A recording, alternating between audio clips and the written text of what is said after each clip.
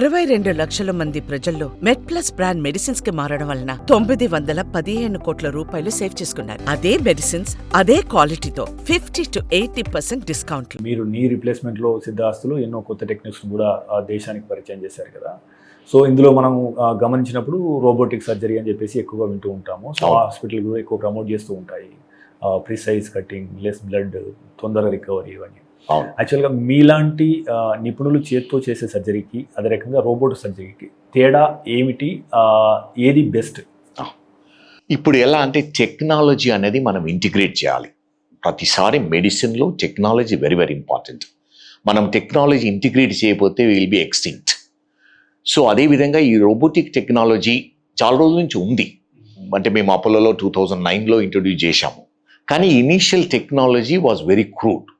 అంటే basically it was not surgeon friendly. Any technology వచ్చినా కూడా సర్జన్ ఫ్రెండ్లీ ఉండాలి. మేమంటే I should feel comfortable using.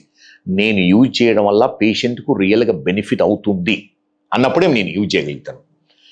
కానీ కన్వెన్షనల్ అంటే non robotic or conventional technology very superior. ఇప్పుడు రిజల్ట్స్ ఆర్ వెరీ గుడ్.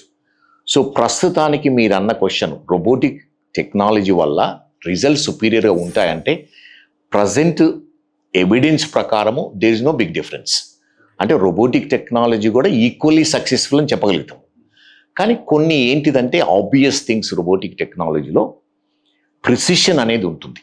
ఎప్పుడైనా అంటే నీ రీప్లేస్మెంట్ అనేది ప్రిసైజ్. మనం ఐతో 1 millimeter డిఫరెన్స్తో చేయగలుగుతాము. రోబోటిక్లో 0.1 millimeters వెళ్ళగలుగుతాము.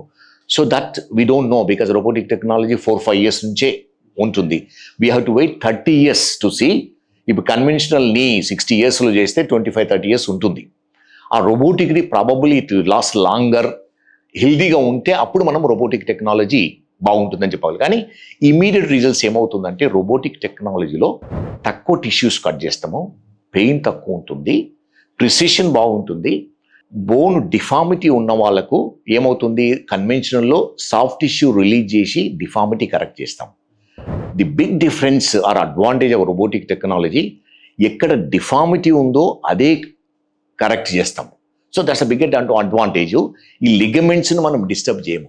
అందుకని the joint, soft tissue joint ఏమవుతుందంటే హెల్దీగా ఉంటుంది, ఫాస్ట్ రికవరీ ఉంటుంది, immediate results are good. So doctor గారు, అంటే మనం అవగాహన పెంచే ప్రయత్నం చేద్దాం. చాలా మంది గ్రామీణ ప్రాంతాల్లో ఉంటారు, లేదా వాళ్ళకి మోకాల నొప్పులు ఉంటాయి.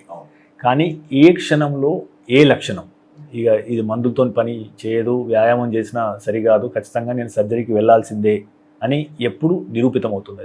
అవును, this is also very important. Generally మేమేమంటాం, నీ రీప్లేస్మెంట్ ఇండికేషన్ ఎప్పుడు అవసరం ఉంటుంది. ఏమంటాం, first indication is pain, okay, second indication is pain, third indication is pain. అయితే పెయిన్ అనేది ఎవరికైతే సిగ్నిఫికెంట్గా ఉండి డే టు డే యాక్టివిటీ చేయలేకపోతారో, వాళ్ళ పనులు బాత్రూమ్కి వెళ్ళడము, తినడము, డైనింగ్ హాల్ వెళ్ళడం చేయలేకపోతారో, నైట్ టైం స్లీప్ డిస్టర్బ్ అవుతుంది నొప్పి వల్ల, దాట్స్ అ టైం. కానీ ఇంకోటి ఇంపార్టెంట్ ఫ్యాక్టర్ ఏంటంటే, ఈ పెయిన్ మొత్తము నీ జాయింట్ ఆర్థరైటిస్ వల్లనే వస్తుందని మనం ప్రూవ్ చేయాలి. అంటే సింపుల్ ఎక్స్రేతో చేయగలుగుతాం. ఓసారి కొందరికి ఏమవుతుందంటే ఏదో బ్యాక్ పెయిన్, డిస్క్ ఉండి రేడియేటింగ్ పెయిన్ నీలో ఉంటుంది, ఓసారి హిప్ పెయిన్ కూడా రేడియేటింగ్ నీ పెయిన్ ఉంటుంది.